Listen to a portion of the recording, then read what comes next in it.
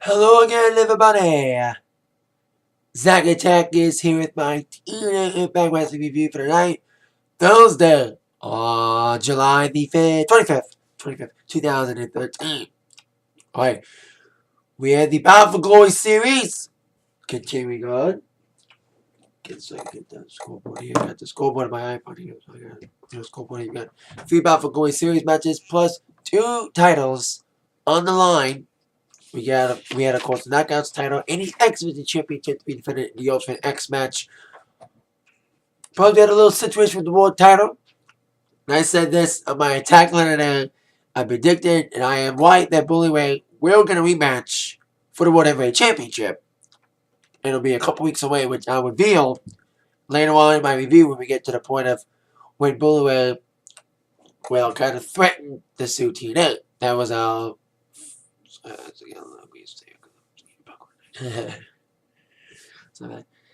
when Bully Ray came out to begin the show, threatening Hulk Hogan, threatening TNA, actually Main Mafia came out first to celebrate Chris Sabin's victory of beating Bully Ray last week with a little help from Main Mafia's interference to help Chris Sabin counter the Ace and Ace attempt at interference with the Bowhammer and literally have it slap back in Bully Ray's face. Like I said, literally with the Bowhammer nailing Bully Ray, which we saw the bandage on top of his head when we had that segment. Bully Ray came out with a lawyer and looked shockingly like Kevin Nash. It didn't look like Kevin Nash. There was a crowd chanting, Kevin Nash. He kind of looked like Kevin Nash, this lawyer, but it wasn't Kevin Nash. For one thing, he was younger than Kevin Nash, and two, he has rookie knees. His knees didn't have surgery on him.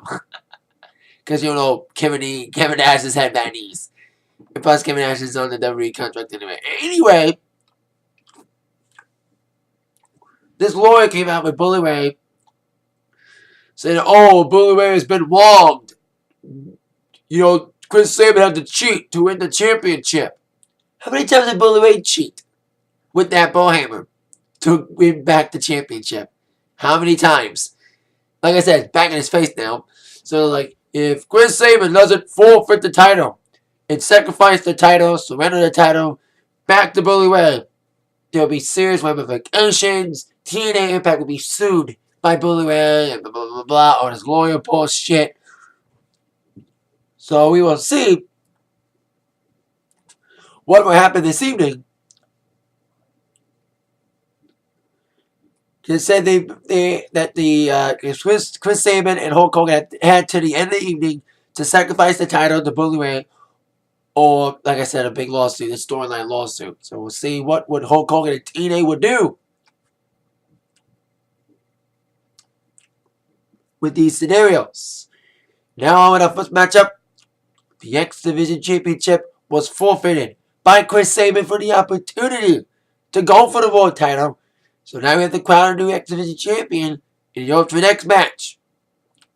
It was Manic / Suicide, Suicide Newly Manic, taking on Sanjay Dutt and Greg Maricino.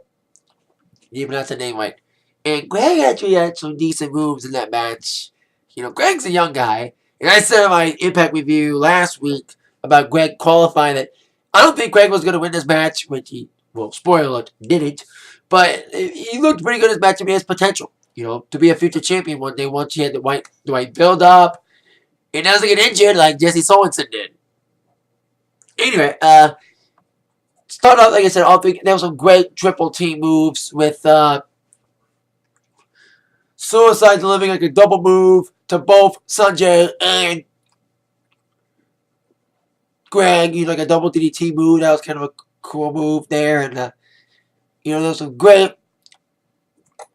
It was a typical X Division spot. It was a very good action-packed matchup. Very back-and-forth matchup. And the move that basically almost until the ending was when Greg Maricino did the move he did the Rockstar Spun last week, that inverted powerbomb thing, and on Manic on the ramp. And not only did it take Manic out on the match, only temporarily, although it looked like it was going to be permanently on the match because of the impact on that steel step, but Greg could have landed gingerly on his leg following that move. So it went down to Sanjay Dutt and Great Male Sulo, basically them two figuring it out, and eventually climbing to the top of the structure, the top of the Ultra X structure, which I thought something ridiculous was going to happen. It looked like they were teasing a few times, like I thought it would be like a suplex up the top or some sort of big flying move, which didn't happen, but still, that was really disappointment in this matchup. You know, before the X Division Championship, before that spot, like I said, Greg and Sanjay fought each other in the ring. There was some great moves from both these guys. There was some epic moves until they let it. Like I said, they climbed on top of the structure with Manic still out. But as Greg and Sanjay was jockeying for position on top of the structure, Manic recovered and climbed the wire. Climbed the wire of the X to grab the belt. He like slingshotted over the belt. And Sanjay, I think Greg fell off the structure, like Sanjay pushed him off, and then it was like a hanging contest. Like all three guys were hanging for the title, and like I said, Sanjay and Manic were jockey because Manic had the belt basically in his grasp. All he needed to do was let go of his hanging position, grab the belt, and become the champion. That's what happened. Manic became the new X Division champion tonight. Now, I inadvertently read the spoiler that said that Manic won. I said that in my review today, on my attack line, that I kind of knew who won, but I didn't want to say a spoiler. So, Manic becomes the new X Division champion. This time with the white guy under the suit. Because we saw what happened a few weeks ago with Manic / Suicide winning the championship. But it was, as we all know, Austin Aries who was underneath the suit. So, the real Manic won the match, becomes a new champion with a new belt. Coming in on last week, my review, and it looks ugly still. Like, blame TNA for that. So there you go. So I read that TNA kept firing people to save costs, yet they basically didn't have they should have had enough. They should have had enough money, saving all that money from firing people to buy a fucking badass belt, which they fucking didn't. You know what I mean? They basically fired people. It basically could have had enough money to get a better belt, which they didn't. So there you go. Manic becomes your new X Division champion. Now on to our next match, which was a first of 3 Battle for Glory Series matches. And it was Mr. Anderson taking on Hernandez. And of course, Hernandez tried early on. Basically, Hernandez dominated the early half of the matchup with his, his strength, his power, Supermax power. But indeed, Anderson being a sly, sneaky asshole self, of course, being a member of Aces and Eights, let alone that, the VP of Aces and Eights, Anderson got a shortcut, basically kind of a poke in the eye, or something like a cheap move, and dominated for the later half of the matchup with his sneaky, sly stealth. But of course, Hernandez kept fighting back with his strength with some shoulder tackles. Hernandez was going for his big flying splash. And that was the ending of the matchup as Hernandez was fighting back and dominating the later half of the matchup with some dangerous moves with a shoulder breaker. And Anderson tried to fight back with a lift, going for a slam, but of course Hernandez countered that, which led towards the ending of the matchup with Hernandez setting up the big flying splash running from the ramp. Whereas Hernandez was going for the big splash after running from the ramp. Anderson dunked it. And after that dunk from that flying tackle from the ramp, Anderson countered with the mic check. And a 1-2-3 victory for Mr. Anderson, winning without any help from his Aces and Eights brothers. So there you go. Anderson got on 7 points in the Battle for Glory series. I'll give you the final scoreboard after tonight's matches at after my thoughts on the AJ Styles Jeff Hardy main event.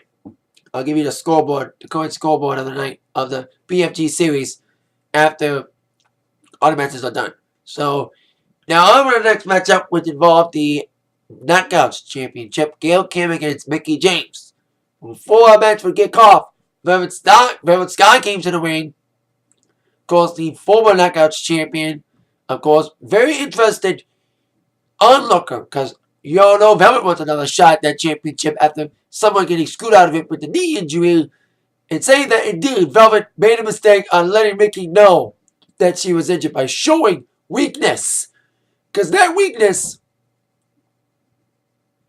unfortunately, cost Velvet the championship because Mickie took advantage of Velvet showing weakness and goes using the knee injury as an advantage for her to get the victory and to become the TNA Knockouts champion. So Velvet was at ringside watching the Knockouts championship matchup. With, of course, the referee being ODB.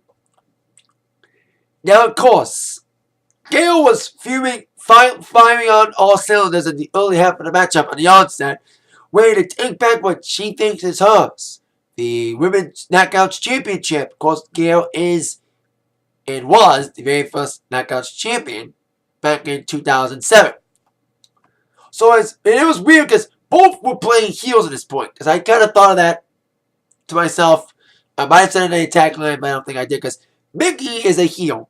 Gail is, well, apparently it was heel against heel. Gail hasn't turned face. So both Mickie and Gail were both fighting as heels. Especially with Gail, you saw many pin attempts against Mickie in the matchup using the ropes.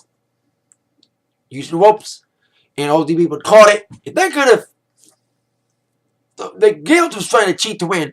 And every time Gail would use the rope, ODB, the referee, got in Gail's face. Well, we would see how that confrontation between ODB and Gail would heat up as the match would go on. It would kind of determine the outcome of the match.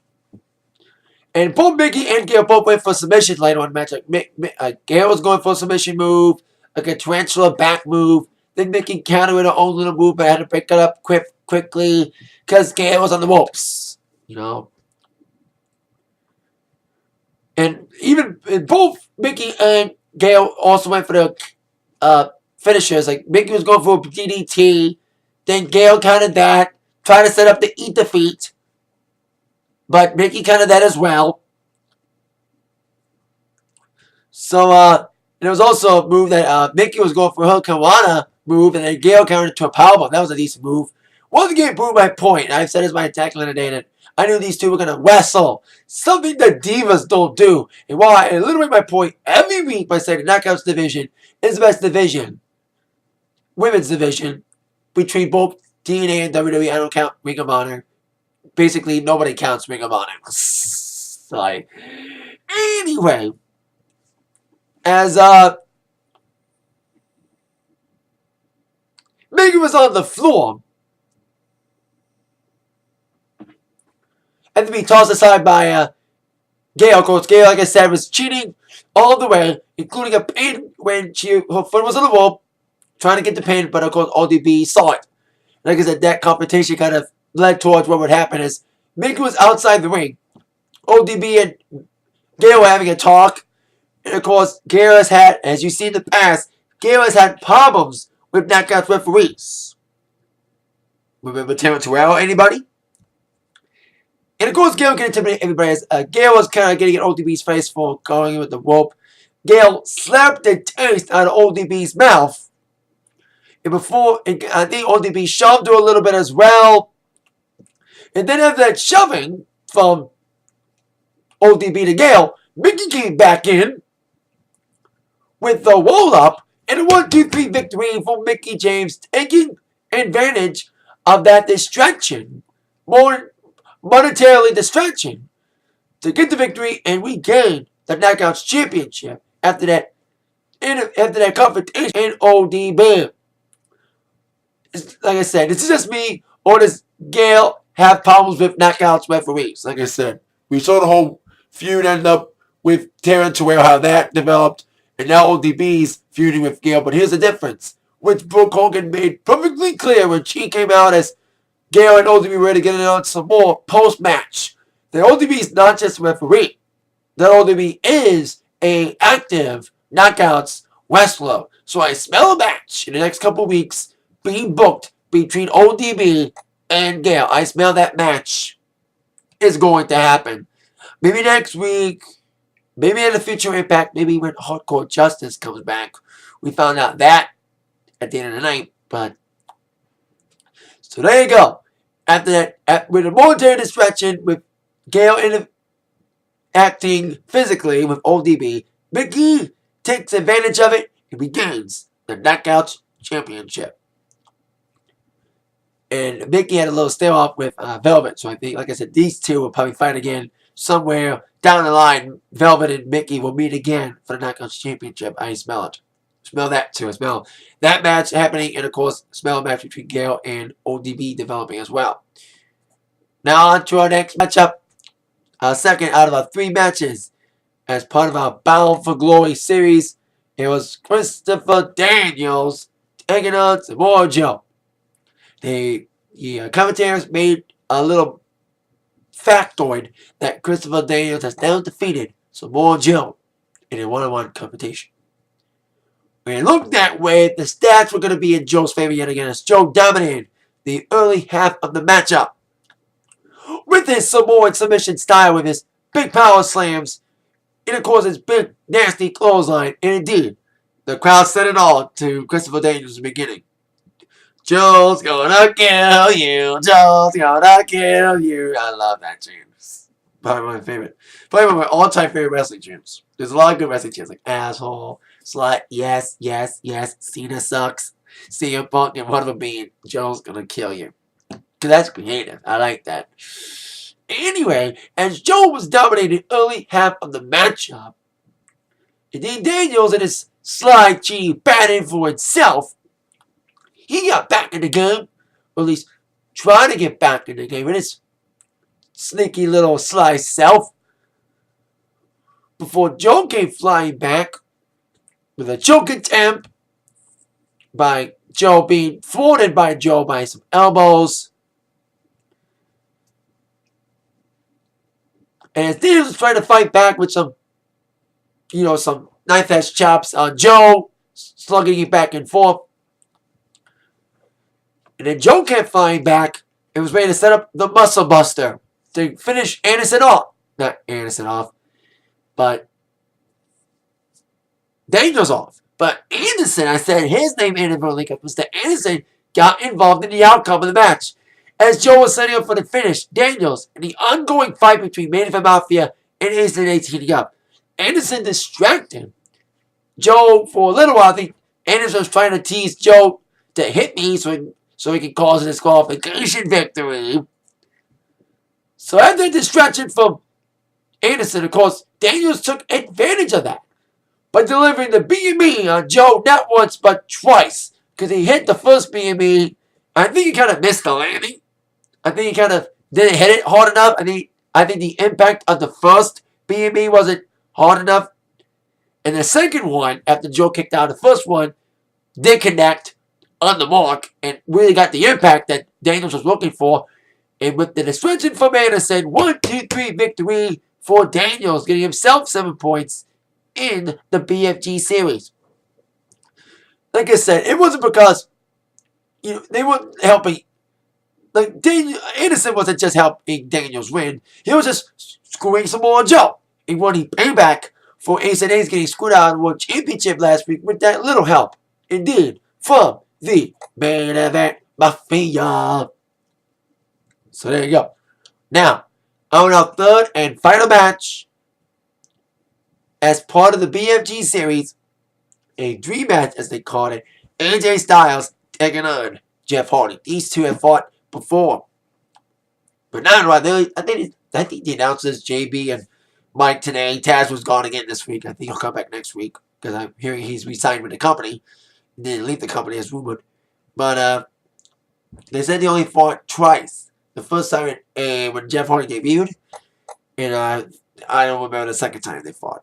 Maybe a few years ago, but anyway, let's see to fight, especially this time with Bound for Glory series points on the line.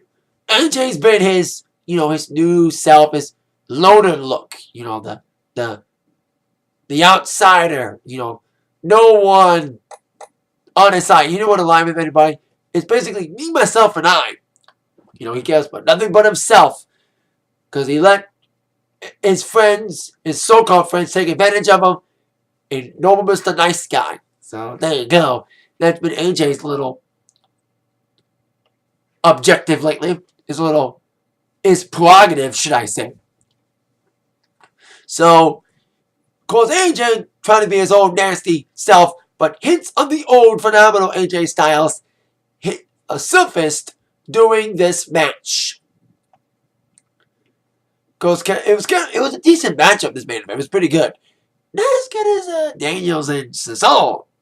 That was a whole different match altogether, but still, this match, for me, the TNA main event, was a pretty decent match. It's kind of a back and forth battle between these guys. These two great athletic guys, two of the big faces of TNA. One was the face of TNA for a long time, AJ Styles, and Jeff Hardy is basically the new face of TNA. So it's basically back and forth. They fought outside the ring, like Jeff Hardy dominated early half of the matchup until AJ took it out to the outside and basically beat up Hardy on the outside, which led towards AJ dominating the later half of the matchup with some dangerous moves with a big tornado DDT countered by Hardy for a powerbomb. But then, like I said, the old AJ kind of sprinkled back with a dropkick up in the air to Hardy. I think Hardy was going for a big move up the top, and then AJ countered with a dropkick. And then AJ kept it there. I think he did like a big quarter splash attempt, which was countered by Hardy. And even did a Pele. AJ did a Pele tonight as well, as Hardy was going for a big move. As Hardy was going for the twist of fate after the Whisper in the Wind. Like, Hardy got the Whisper in the Wind in, and then was going for the twist of fate, and of course, like I said, AJ countered with the Pele. So, and Hardy also Hardy did a splash also. I thought he was going for the Swanton with that splash, but he just did a splash off the top, like off the second move, instead of doing the Swanton. And after that Pele kick by AJ to Hardy, as Hardy was going for the, trying to get back in the game here, after that Pele, AJ couldn't take advantage of it because AJ went down after that Pele too. So as AJ got back up and Hardy got back up, trying to get back in the game, AJ took Hardy down and got the calf killer on. His submission move. And I thought Hardy was going to counter out of it. I thought Hardy was going to fight back, but instead, Hardy tapped out. So AJ Styles got 10 big points in the BFG series. Hardy was trying to shake AJ's hand, but AJ had nothing of it. So here's the Bound for Glory series standings as we stand right now after tonight's matches. Basically, Magnus and Samoa Joe are still first and second place. Of course, Magnus with 49 points, Joe with 26 in second place. Now we have a new third. I think we're a new fourth place guy. In third place is Jeff Hardy. Despite the loss, he's still third place with 17. No, he's not third place anymore. AJ Styles is now in third place with the 10 points tonight with the calf killer submission. AJ is now in third place with 22 points. In fourth place, 1 point behind AJ with 21 points after that win over Samoa Joe with a little help from Anderson. Daniels is now in fourth with 21 points. And Hardy has slipped down to fifth place with 17. Tied for sixth place with 14 each is Mr. Anderson and Austin Aries. In eighth place is Hernandez with 7 points. In ninth place, tied with Zip, Bobby Roode, Kaz, and Jay Bradley. And of course, still last with minus 10 points is Joseph Park. So that's your BFG standings. As of tonight, we'll have more matches next week with the fans voting. The fans can vote on the card. I did that already. So now it's time to see what Hulk Hogan was going to do to avoid this lawsuit. The ACH were threatening if Hogan and TNA didn't have Chris Sabin basically surrender the world title to Bully Ray. So, Bully Ray came out saying, I want the title back. I'm going to sue everybody if I don't get my belt back, because I'm a little crybaby who didn't like Karma hitting me in the face. Literally, I've been using the bullhammer for weeks, and now I get the bullhammer in my face and I cry about it. Like I said, Karma, bitch. Storyline Karma, but still. Bully Ray had it coming. He had it coming. He only had himself to blame. It's not like I said about Bully Ray and his troubles about getting him the bullhammer last week. He brought it into the dance last week, and he got it, like I said, literally for back in his face. So as Bully Ray was demanding Chris Sabin to get back the title, because Sabin was reluctant at best, of course. Come on. We didn't want to see Chris Sabin surrender the title after only 7 days because of this bullshit. Then Hulk Hogan came out after all the stuff with the lawyers and stuff trying to find a way around this loophole. Hogan found a way around it. That Chris Sabin does remain the champion. He will not surrender the title to Bully Ray that easily.